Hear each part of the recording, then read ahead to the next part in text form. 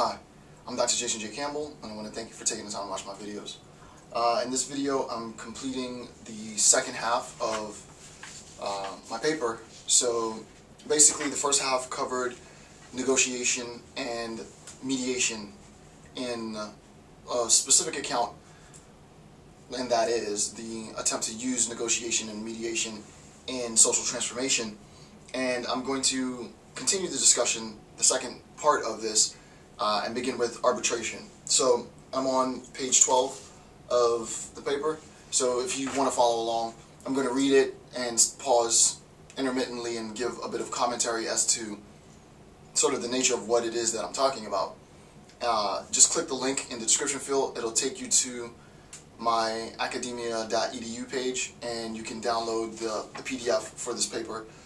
Follow along, use it to, help facilitate discussion or whatever. It doesn't really matter. Alright, and it's early in the morning, so I'm still drinking my coffee. So we'll begin on page 12. Alright, so effectively using arbitration strategies for social change, just cause. Mitigating the ceaseless potential for conflict within the workplace requires, like mediation, impartial and neutral arbiters, and an arbitration process intentionally designed to facilitate the underlying tensions that inhere within the association between labor and those who control the means of production, and thereby control labor. And I mean means of production in a specifically Marxist sense. For the sake of exactness, I will not use the term employer and employee, because it is frequently not the case that the employers own the means of production. Thus, the use of the term employer to refer to those who own the means of production is an inappropriate use of the term and demonstrates a lack of understanding in what the terms mean. Those who own the means of production almost never facilitate as employers, though they play crucial roles in the arbitration process. Their managerial staff typically facilitates functions of employer. Basically, all this means is the true owners of the means of production almost always employ a staff of managers who actually do the employing, them being the employers, so that those who own the means of production are almost never the employers. So I just want to be very technical. Essentially, the process of arbitration offers the necessary mode of self-governance, wherein the advantages of the arbitration process manifest in terms of restrictions. These restrictions then limit the inherent rights that exist prior to the arbitration process itself. So my argument is that when we talk about arbitration, it's important to understand that the arbitration process itself comes into being in terms of this notion of restrictions. And what I say then is these restrictions then limit the inherent rights that exist prior to the arbitration process itself. So the question then obviously becomes, what are the rights that inhere both for the laborer and the employers, or those who own the means of production, more specifically, what are the inherent rights that are restricted prior to the process of arbitration? So those who own the means of production have the unilateral power and authority within the confines of the law to regulate labor. The regulation of labor manifests as an indirect consequence of regulating the means of production which they own. For example, if I own a machine that harvests crops, and this machine requires 3 operators, and these operators interact with the machine through their labor, then by regulating the accessibility to this machine, I indirectly regulate the labor of these 3 operators. That should be clear.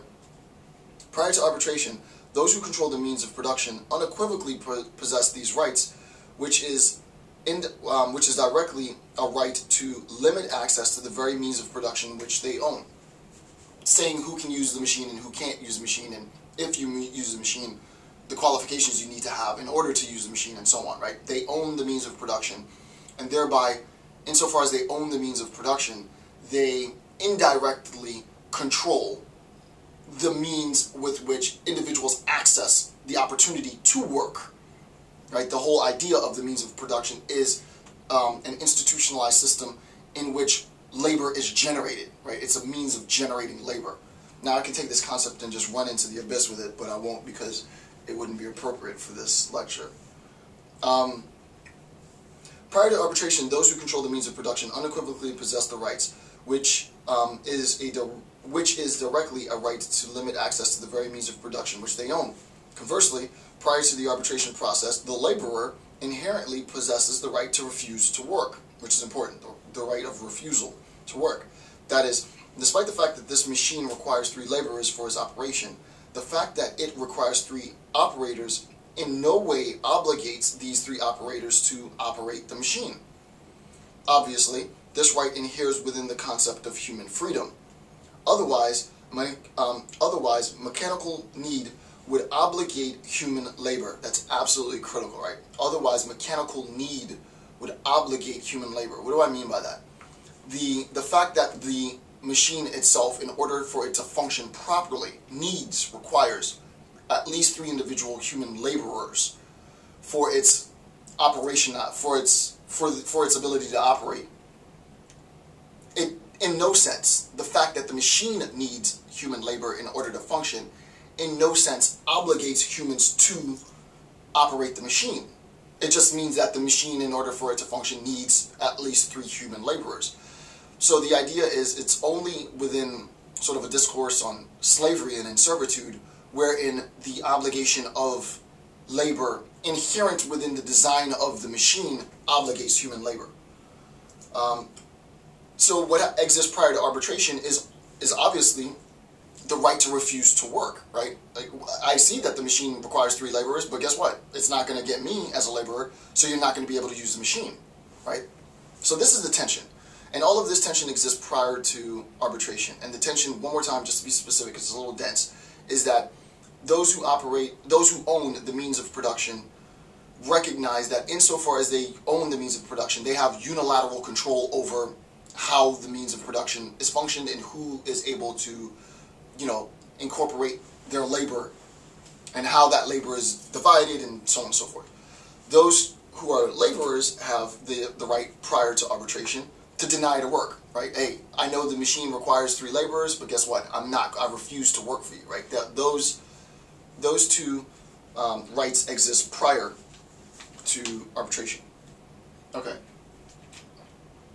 So otherwise mechanical need would obligate human labor, which historically weakened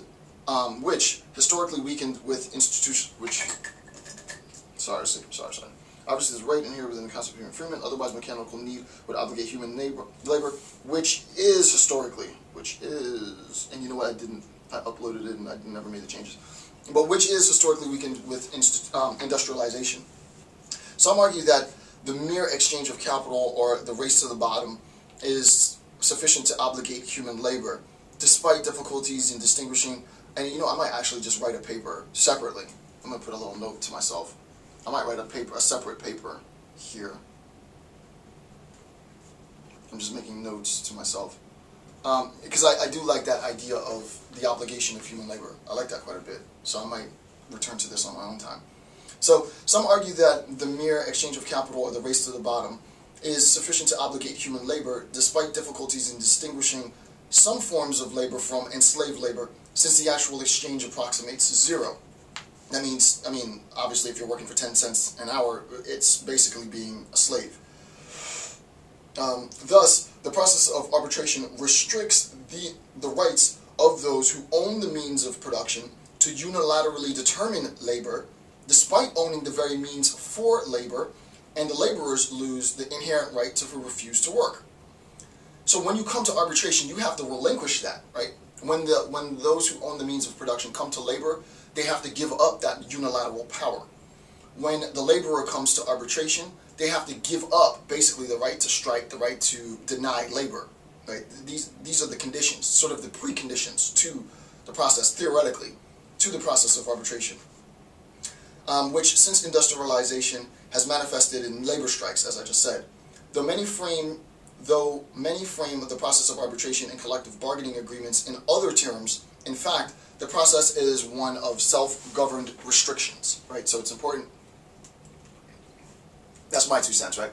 It's important to recognize that when we talk about the process of arbitration, theoretically speaking, the preconditions for even conceptualizing arbitration is a recognition between those who own the means of production and those who are labored by the means of production to relinquish certain rights that they had prior to the process of arbitration. That's what all of that says.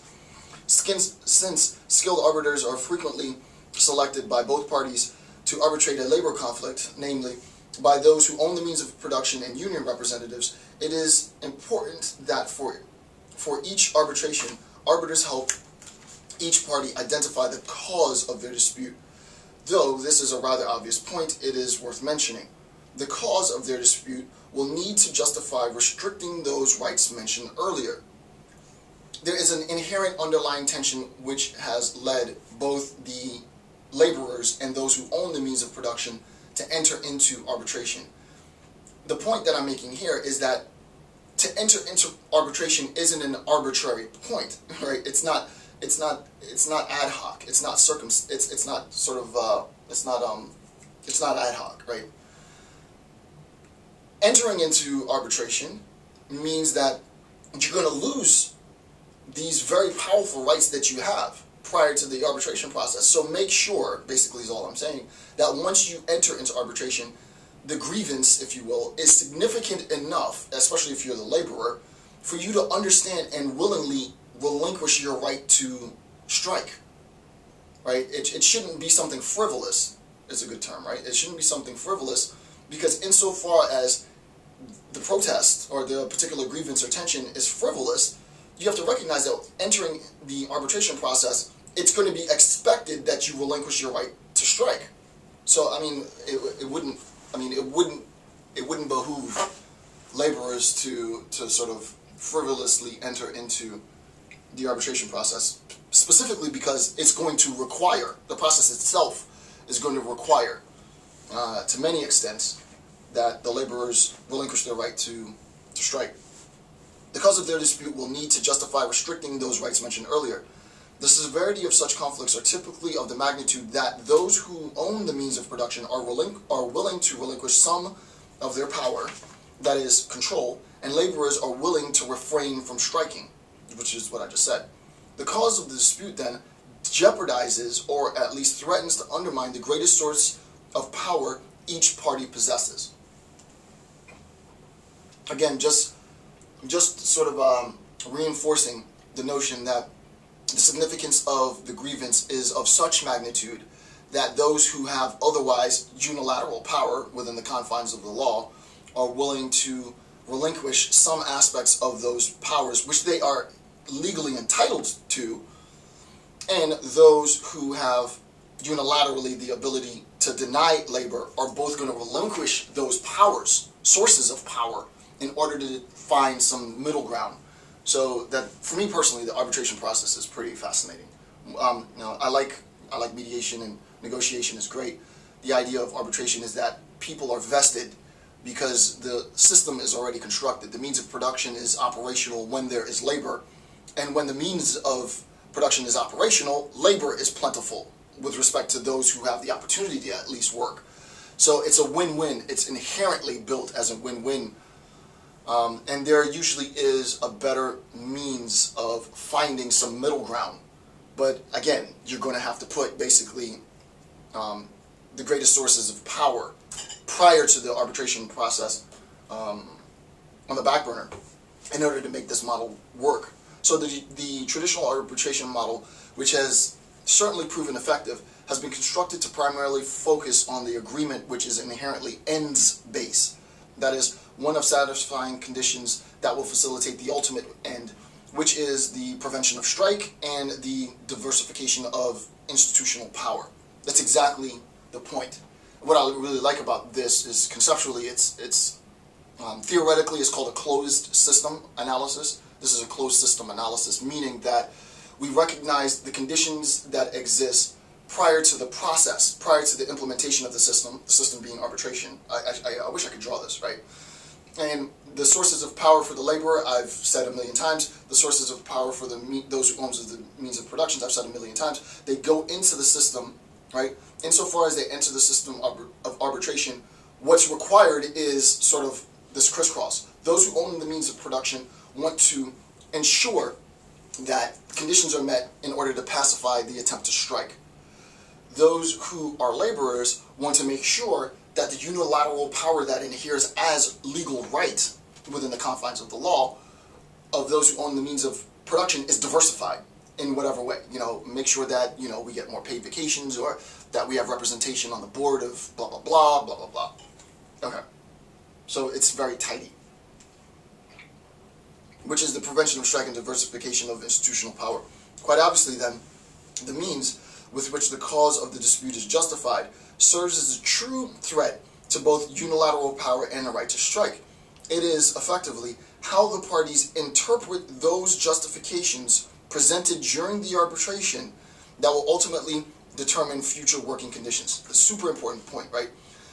Those who own the means of production are going to attempt to justify their point and their attempt to hold on to more of that power. Those who are present in the arbitration process who want to get some of that power, have some of that power diversified, will threaten strike if there isn't an adequate amount of diversification in power. So it's this balance, right? It's a juggling act. And usually what ends up happening, if the arbiter is him or herself skilled enough, is that strike is pacified, though it's always present as a threat, a very sort of tacit threat. Threat is probably not the right word, but it's always present as, I'll take the threat back, right? I concede that. As though strike is present as a tacit possibility, the denial and the refusal to strike typically facilitates some diversification in the power structure of those who own the means of production, to be technical, right? So it's very, very important. Okay. Irrespective of the judicial process or the legality of the process of arbitration, which volumes have already been written, arbitration determines future working conditions, which is obvious, right? The arbiters approach the process with this extremely simple concept in mind. It should facilitate a more critical and meaningful systems analysis of the entirety of the conditions that led to the conflict in the first place. What does that mean? Simply, it means that a successful arbitration process isn't simply going to have, my argument, this sort of consequentialist mode of existence, which is we're going to satisfy conditions to prevent strike, we're going to satisfy conditions to diversify power. For me, that's a very superficial approach to arbitration process, right? A consequentialist sort of ends-based arbitration process, which is typically how the arbitration process functions, which is not to knock it, but it just is, right? The arbitration process is a very sort of ends-directed, consequentialist-directed process. The argument is that we have to make sure that through the process of arbitration itself, the arbiter and both parties to the conflict identify in the process of arbitration the conditions that led for individuals to come to arbitration. If you can identify those conditions that led to the parties coming to arbitration, not only do you help in positing a future work environment that's sort of amenable to both parties, right? What you do is, more importantly, is you create a condition in which any future occurrence of those conditions that would otherwise escalate the conflict, there's an internal sort of structure now of self-governance, right? That's the whole point. So that it's not just based on the consequences. Part of the consequence of the arbitration process is a condition in regulating future means that would otherwise lead to conflict.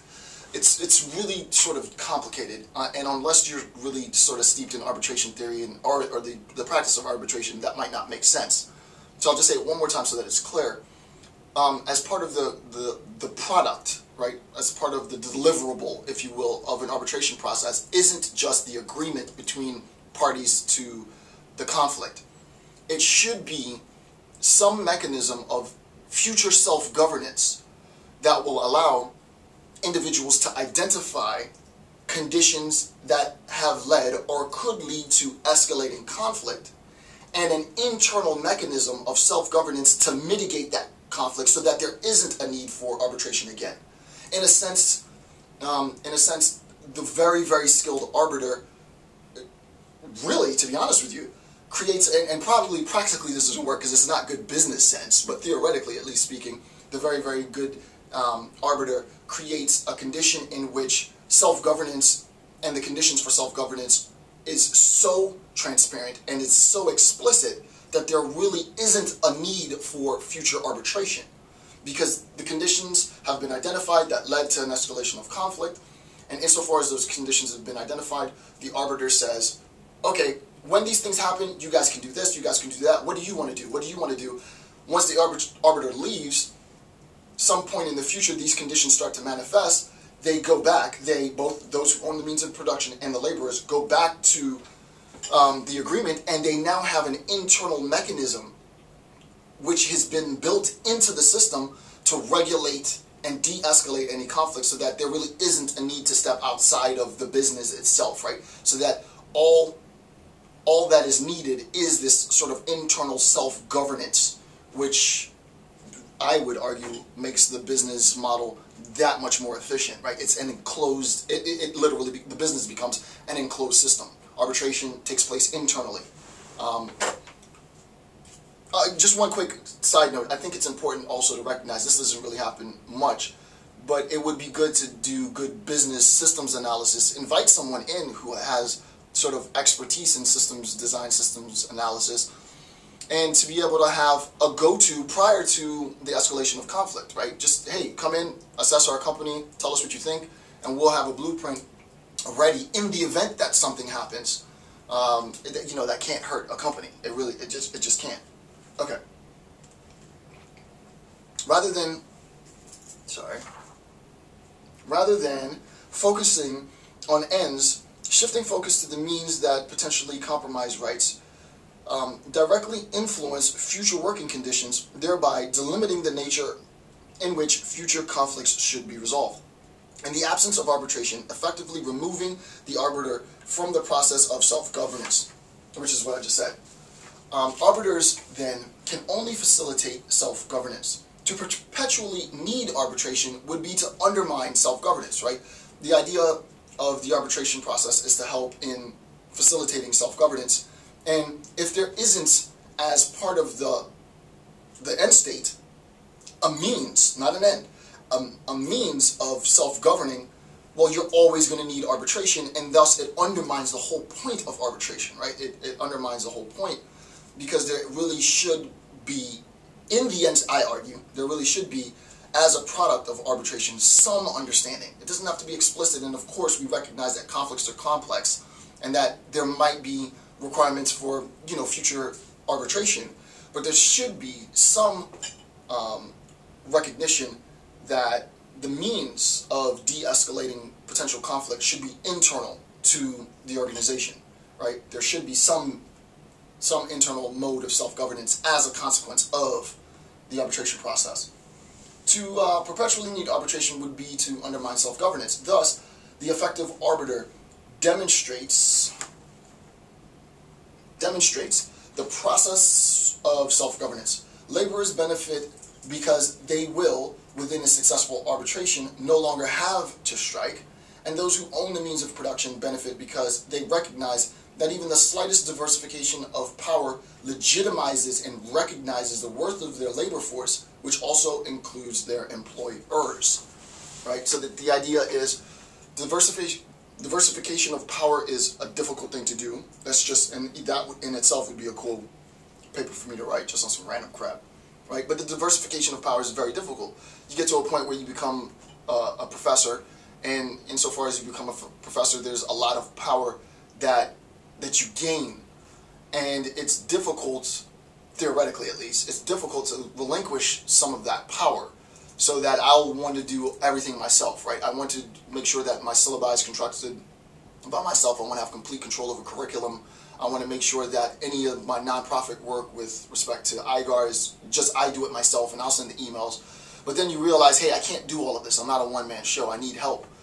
So I have to diversify my power and give some of that power to my graduate assistants and to the TAs and so on and so forth. And insofar as some of that power is relinquished by me, I actually end up accomplishing a lot more. but it's hard, right? It's hard to give that power up. It's the same thing, right, in a sort of a ghetto sense. It's the same thing with respect to those who own the means of production. Individuals who actually own the means of production, let's go back to the person who owns this sort of agricultural equipment that requires 3 laborers. It's very, very difficult when you know that the bank's going to be looking at you if you miss a payment on that equipment to not take seriously the regulation of labor needed to operate that equipment. You want to have final say on everything, right? It's very difficult for someone else to tell you how to use your power because you're the one that the bank's coming to if a payment's missed, right? It's your neck on the line. It's not the laborer's neck on the line. It's the business owner's. It's the business owner's neck on the line. But there is a sense in which the diversification of power really can, in some cases, and you need to be really, really, I mean, again, I would have to write a whole bunch on this and discuss, and I might, as a side note, come back to this in something else that I'm working on now that I say it sort of audibly. But there really is a sense in which diversification, in some conditions, not always, the diversification of power usually sort of reinforces or solidifies existing power, right? So that you get more power by diversifying power. But I'll have to do that. Maybe when I start my Nietzsche series again, I'll return to that concept. Okay, so enough of that. Bottom of page 14, effectively using, so that's it for arbitration. Now I'm moving into Truth and Reconciliation Commissions. So effectively using Truth and Reconciliation Commission strategies for social change.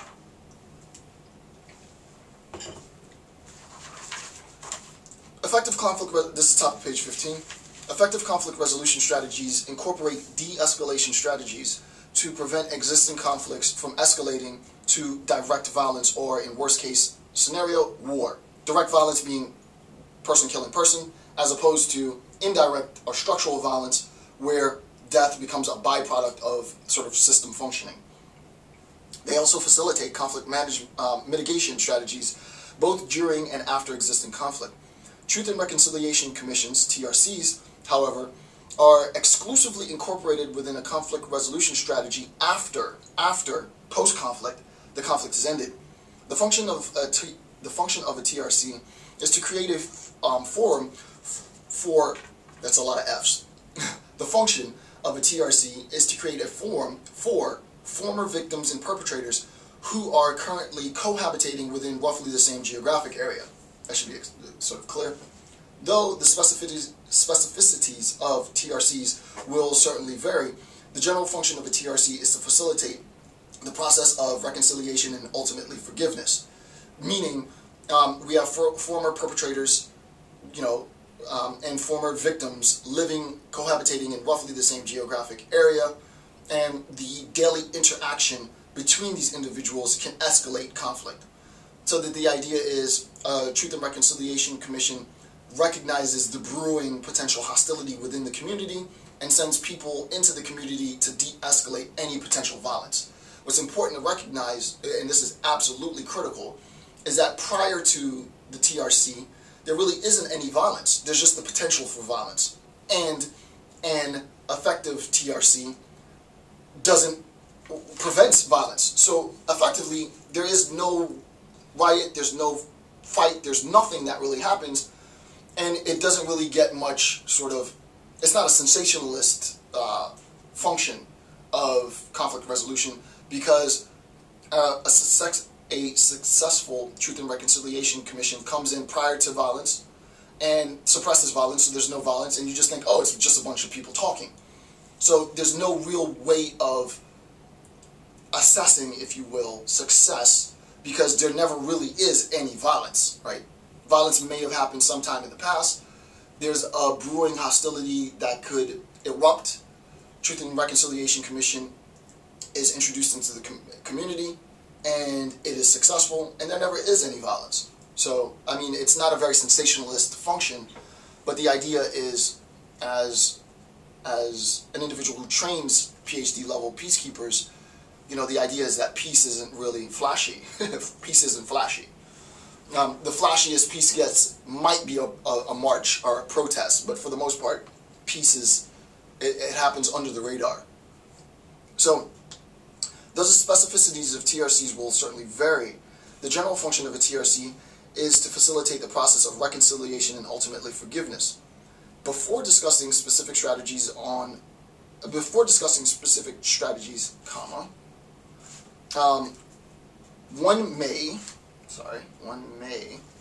incorporate in conducting a TRC. What is this? Before discussing specific strategies, one may incorporate in conducting a TRC.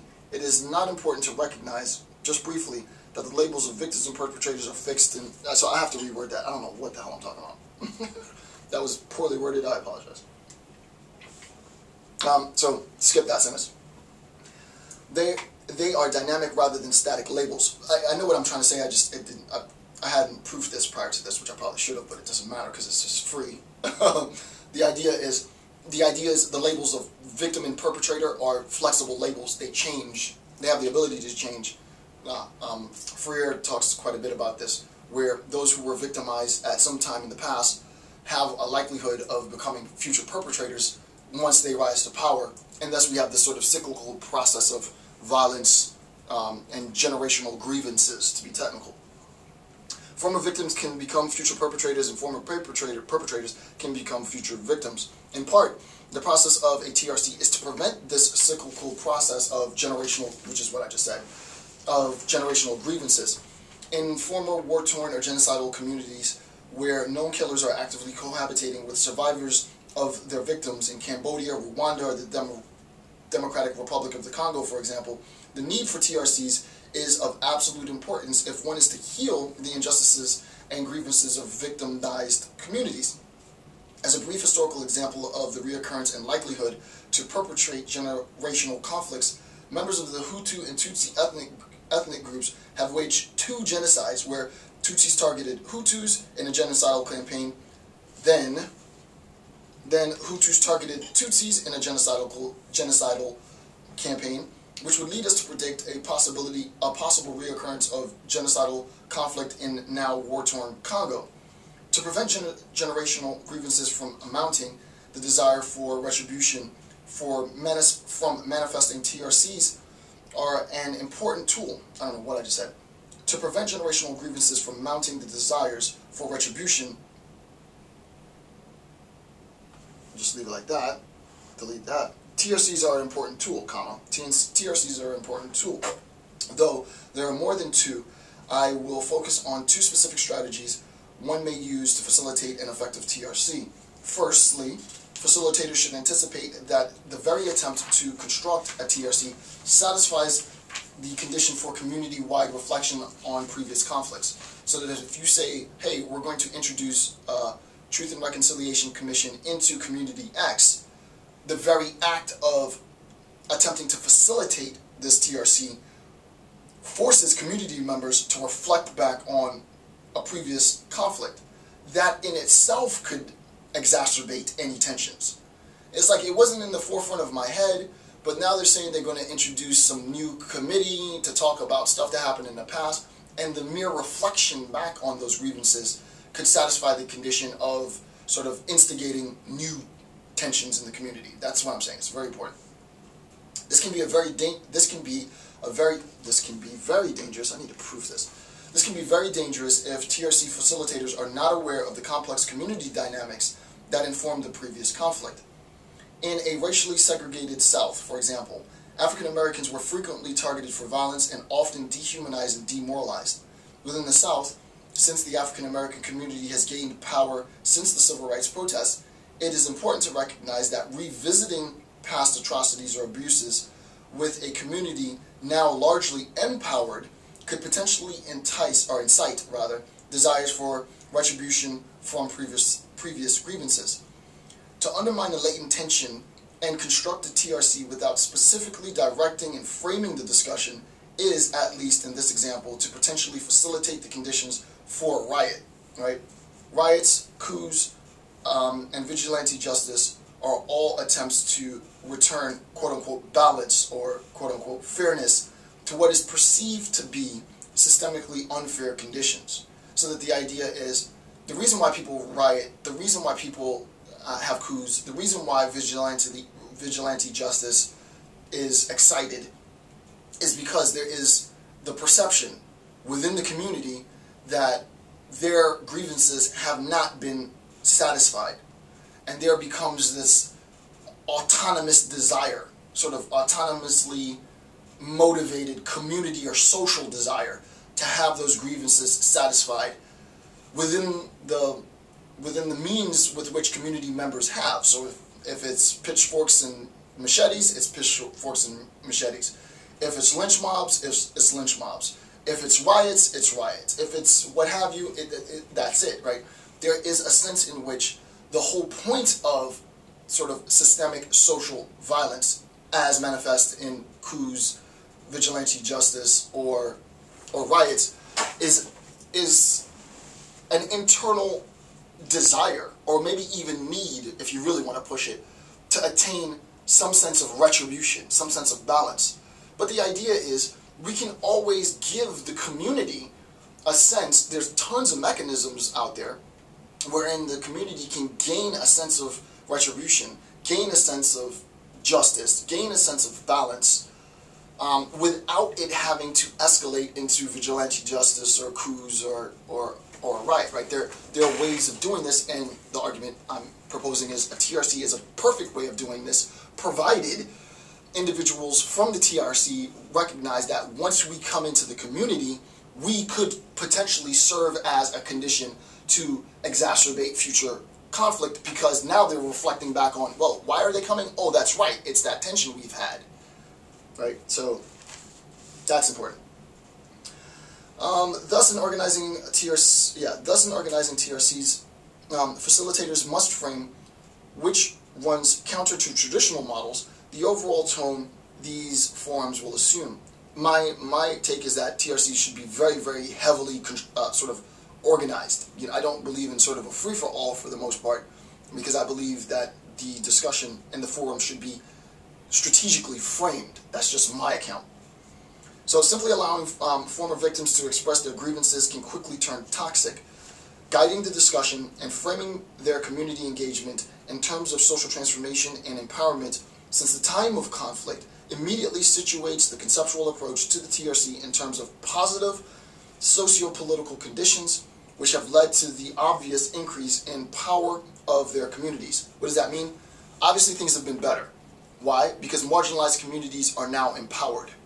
Since marginalized communities have now reached a level of empowerment, let's not just say it's all the government's bad or no one cares about us, or, you know, the grievance is legitimate, but there needs to be a recognition of progression in marginalized communities, and insofar as skilled TRC moderators can identify to otherwise marginalized groups the progression that they've attained historically, then there's at least the possibility of framing the discussion in such a manner that it's not just, oh, you know, the government doesn't care about me, and you know, there's a condition in which that all of that sort of toxic discourse can be suppressed, because the truth is, no, members of the community are empowered.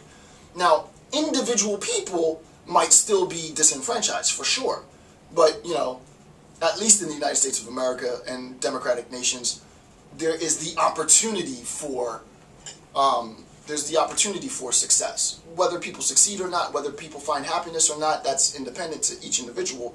But the idea is there's the possibility, the opportunity is here, which is why members of these marginalized communities, whatever they may be, have attained power, right? The system has afforded otherwise marginalized individuals, and this is key to social transformation. I mean, this is like one of the tenets of social change, is that marginalized communities now have institutional opportunity, which doesn't mean that all marginalized people, or maybe even all mainstream people, are going to get empowered, are going to reach power, are going to reach success, are going to reach notoriety, are going to reach influence, but that there's the opportunity that otherwise was not there.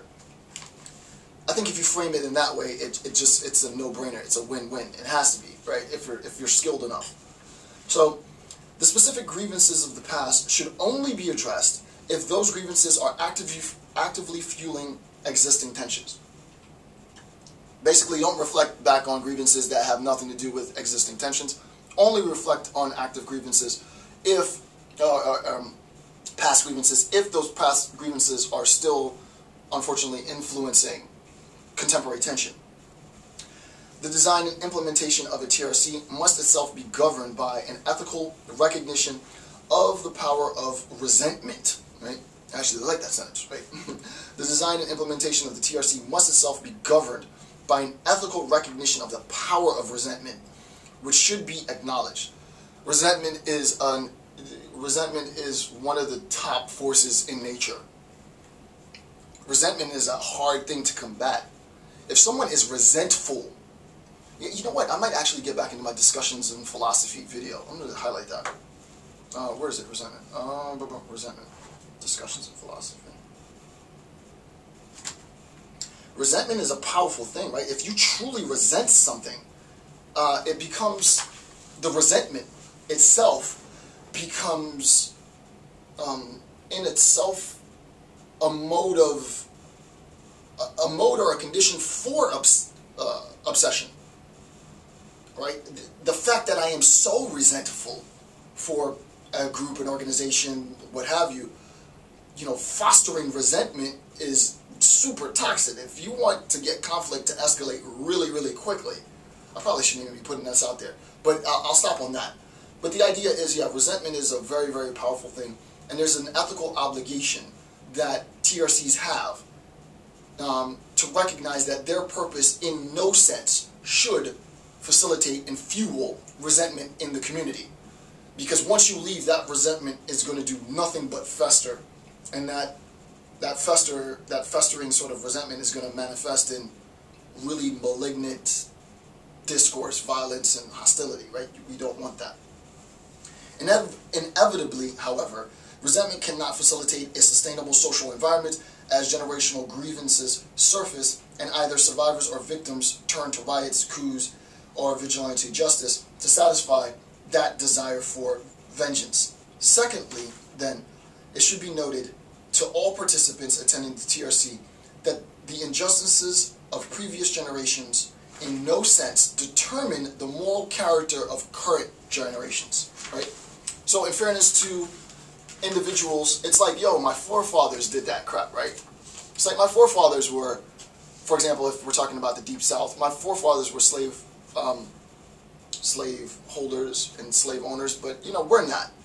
Like, it's not my burden to bear the guilt for past atrocities for people I don't even know. So that there is a condition in which at least there's a recognition of both sides, which is a very, very difficult thing to do. But the idea of the Truth and Reconciliation Commission is to allow and to create a forum in which grievances historically and contemporarily can be expressed in such a manner that the expression of those grievances don't foster resentment, and the expression of those grievances don't perpetrate future injustices. And if you can satisfy both of those conditions and, just allow people to get it off their chest and reframe when necessary, well, I think it's a powerful thing for social transformation. Why? Because there is an opportunity to lend voice to those who are still not integrated into the system, right? And true social transformation, true social change is always looking for displaced populations and allowing displaced populations to at least get the platform for a few seconds, right? It's sort of your 15 minutes of fame. And then if it's always viable, but if it's viable and it's recognized as contributing to the overarching sort of objective, which in the case of the United States of America is obviously democracy or justice or what have you, then there is, and yeah, I'm gonna have fun writing later on today, but there is, because it's a really cool idea, there is a direct consequence in the transformation of the organizational structure of the state to now accommodate individuals who otherwise weren't accommodated. So a new bureaucracy has to be built. A new system has to be designed in order to facilitate this new emerging social group into the mainstream, right? So a quick example is, and I think I particularly don't like this, but it's not me. It's been in the media quite a bit. Hispanic is the new white. I think it's demeaning, but it's simple. The phrase is out there already, right? So that Hispanic is the new white. Well, what does that mean? We know what it means, but what it means more impactfully is that the system, mainstream, the norm, sort of normative whiteness, is now being modified institutionally. And this creates a ton of grievances, because there's whites who say, listen, Hispanic is not the new white. White is still white, and Hispanic is still Hispanic. And if we want to go to this race-based discourse, there's going to be a refusal to accommodate Hispanic into normative whiteness. They want to say, no, white is white and Hispanic, and Hispanic is not the new white. But institutionally, there's a recognition of, obviously, the buying power of the Hispanic community, and thus a lot of the institution is now going to accommodate and be more accommodating to the Hispanic community as such, especially in the United States of America. Maybe even arguably more than the African American or black community. So that obviously this new accommodation is going to be the very condition for tension, because individuals are going to say, no, that's not the new white, right? It's Hispanic, it's not white. And thus the level of grievance. The idea is, rather than looking at it as just grievance and the potential for grievance, which we know is going to exist, obviously, it's a recognition that the institution is now forced to accommodate and change in such a manner that it addresses this growing marginalized community, to accommodate the needs of that community, because the system as such, as a structure, really doesn't give two rat craps about color. It can't. The system only cares about two things: money and power, right? So I'll end on that bit, but the top of page 17. So this simple acknowledgement frames the discourse in terms of a historical investigation wherein both parties can discuss their understanding of the conflict and attempt to reconstruct the conditions that led to the escalation of the conflict in the first place. The identification of these context-specific conditions can aid the community and local municipalities in identifying the reoccurrence of these factors in an attempt to diminish any likelihood of conflict escalation. And in conclusion,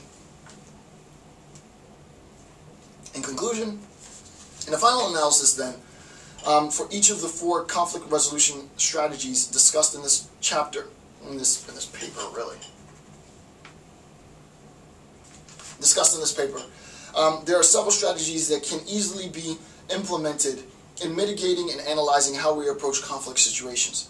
As practitioners, conflict analysis and resolutionists should approach the practice of conflict resolution with more flexibility. Obviously, that's the whole point of the paper, is to show you how much flexibility we have as conflict resolutionists in each of sort of the paradigms, whether it's mediation, facilitation, negotiation, arbitration, or truth and reconciliation commissions.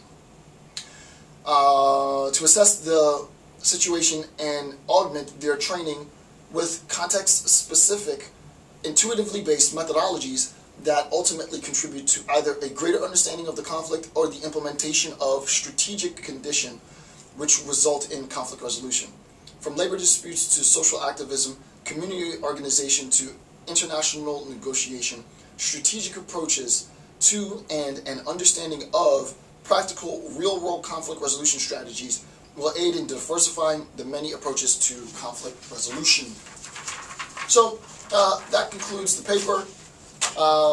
Basically, my intent was to sort of give to the global community sort of my theoretical take on conflict resolution proper. I mean, I teach conflict resolution at the master's and PhD level, and I wanted to infuse some theoretical rigor to allow for flexibility, because future practitioners are going to need to have context-specific flexibility in the various paradigms of conflict resolution to be able to facilitate social transformation at a macro level, at an international level. So, for example, just to recap really quickly, in a mediation model, I think it's important to reassess how we conceptualize mediator impartiality, such that we recognize that impartiality is potentially compromised, whether it is in fact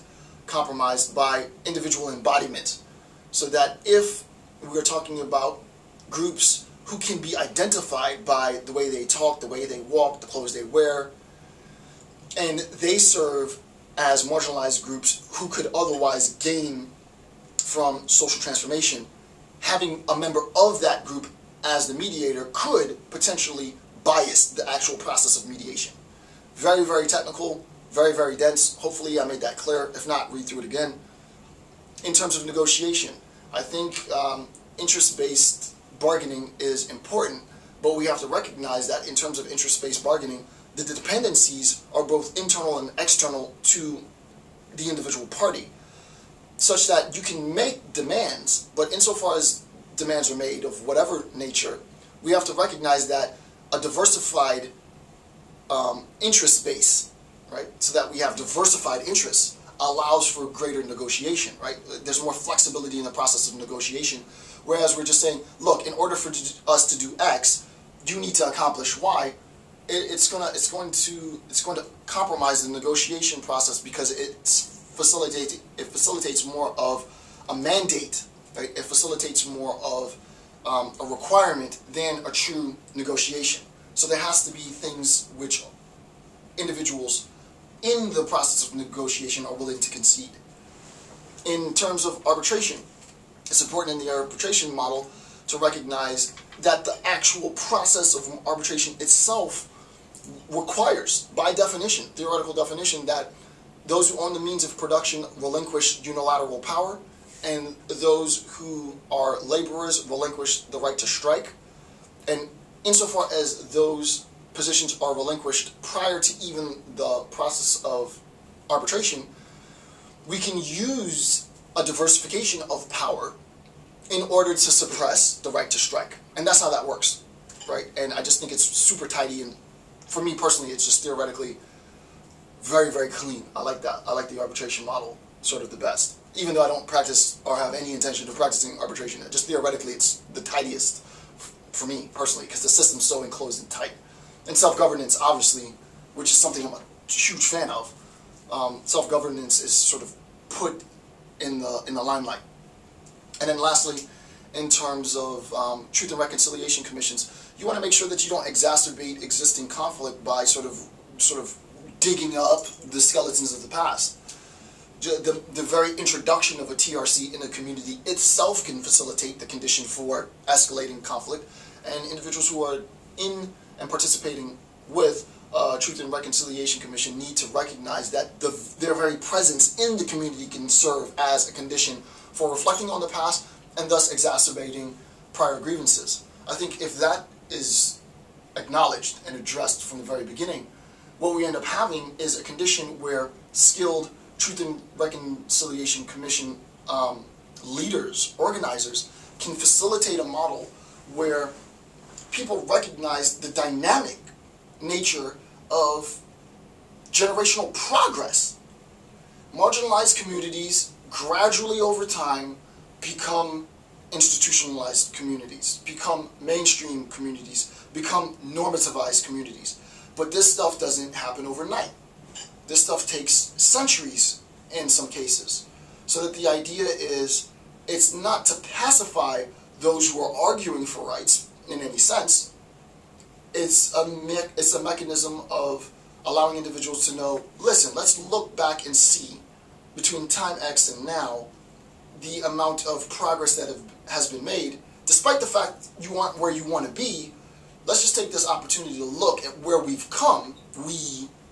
Not meaning that you have to be a member of that community, but look how far we've come, and that in itself can suppress any, I argue, theoretically at least, could suppress any sort of explosion in conflict. So I think this is rather a novel contribution to cyberspace and discussion. I hope this facilitates just critical reflection. You'll have to forgive me about the typos. I mean, it is what it is. More important than the typos is the theory, which hopefully facilitates a greater and more complex and more in-depth understanding of theoretical approach to conflict resolution strategies. With that, I want to thank you for taking the time to watch my videos. I'm Dr. Jason J. Campbell. Have a good day.